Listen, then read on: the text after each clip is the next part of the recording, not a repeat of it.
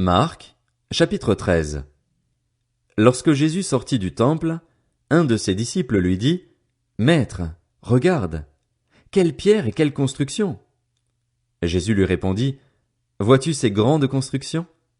Il ne restera pas pierre sur pierre, tout sera détruit. » Puis il s'assit sur le mont des Oliviers, en face du temple. Pierre, Jacques, Jean et André lui posèrent en privé cette question. « Dis-nous, quand cela arrivera-t-il et à quel signe reconnaîtra-t-on que tous ces événements vont s'accomplir ?» Jésus se mit alors à leur dire, « Faites bien attention que personne ne vous égare. En effet, beaucoup viendront sous mon nom et diront, « C'est moi », et ils tromperont beaucoup de gens. Quand vous entendrez parler de guerre et de menaces de guerre, ne vous laissez pas effrayer, car il faut que ces choses arrivent. Cependant, ce ne sera pas encore la fin.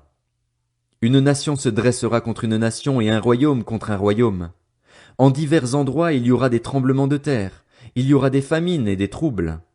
Ce sera le commencement des douleurs. Faites attention à vous-même. On vous livrera aux tribunaux et vous serez battus dans les synagogues. Vous comparaîtrez devant des gouverneurs et devant des rois à cause de moi pour leur apporter votre témoignage. Il faut d'abord que la bonne nouvelle soit proclamée à toutes les nations. Quand on vous emmènera pour vous faire arrêter, ne vous inquiétez pas d'avance de ce que vous direz, mais dites ce qui vous sera donné au moment même. En effet, ce n'est pas vous qui parlerez, mais l'Esprit Saint. Le frère livrera son frère à la mort, et le père son enfant. Les enfants se soulèveront contre leurs parents et les feront mourir. Vous serez détestés de tous à cause de mon nom, mais celui qui persévérera jusqu'à la fin sera sauvé. Lorsque vous verrez l'abominable dévastation, dont a parlé le prophète Daniel, établie là où elle ne doit pas être, que celui qui lit fasse attention. Alors, que ceux qui seront en Judée s'enfuient dans les montagnes, que celui qui sera sur le toit ne descende pas et n'entre pas dans sa maison pour prendre quelque chose, et que celui qui sera dans les champs ne retourne pas en arrière pour prendre son manteau. Malheur aux femmes qui seront enceintes et à celles qui allaiteront durant ces jours-là. Priez pour que cela n'arrive pas en hiver, car ces jours-là, la détresse sera telle qu'il n'y en a pas eu de pareille depuis le commencement du monde que Dieu a créé jusqu'à présent et qu'il n'y en aura jamais plus. Et si le Seigneur n'avait pas abrégé ces jours, personne ne serait sauvé. Mais il les a abrégés à cause des élus, de ceux qu'il a choisis. Si quelqu'un vous dit alors, « Le Messie est ici » ou « Il est là », ne le croyez pas, car de prétendus Messies et de prétendus prophètes surgiront. Ils feront des prodiges et des signes miraculeux pour tromper, si c'était possible, même ceux qui ont été choisis. Soyez sur vos gardes. Je vous ai tout annoncé d'avance. Mais ces jours-là, après ce temps de détresse, le soleil s'obscurcira, la lune ne donnera plus sa lumière, les étoiles tomberont du ciel et les puissances célestes seront ébranlées. Alors on verra le Fils de l'homme venir sur les nuées avec beaucoup de puissance et de gloire.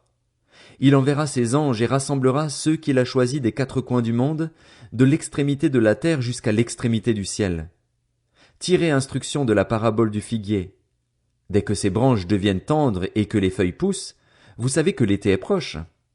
De même, quand vous verrez ces choses arriver, sachez que le Fils de l'homme est proche, qu'il est à la porte. Je vous le dis en vérité, cette génération ne passera pas avant que tout cela n'arrive. Le ciel et la terre passeront, mais mes paroles ne passeront pas. Quant au jour et à l'heure, personne ne les connaît, pas même les anges dans le ciel ni le Fils. Le Père seul les connaît. Faites bien attention, restez en éveil et priez, car vous ignorez quand ce temps viendra. Cela se passera comme pour un homme qui part en voyage. Il laisse sa maison, remet l'autorité à ses serviteurs, indique à chacun son travail et ordonne au portier de rester éveillé. Restez donc vigilants, car vous ne savez pas quand viendra le maître de la maison. Le soir, ou au milieu de la nuit, ou au chant du coq, ou le matin. Qu'il ne vous trouve pas endormis quand il arrivera tout à coup. Ce que je vous dis, je le dis à tous, restez vigilants.